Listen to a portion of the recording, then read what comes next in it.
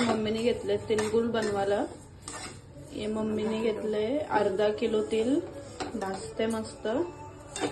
हे शेंगदाणा भाजून घेतलंय, पाव किलो शेंगदाणा आहे, आधा किलो गूळ आहे, 2 चम्मच तूप आहे, वेलची पावडर आहे. आता याला चांगला आपण भाजून घेऊ.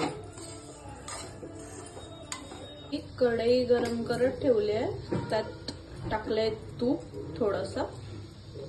आता याच्यातच टाकू आपण गूळ. गुळला भरपूर शिजवायचं नाही आहे, थोडस फक्त ते विरगललं का बस झालं, नाही तर ते जामच कडक कडक तिळगुळ होतात.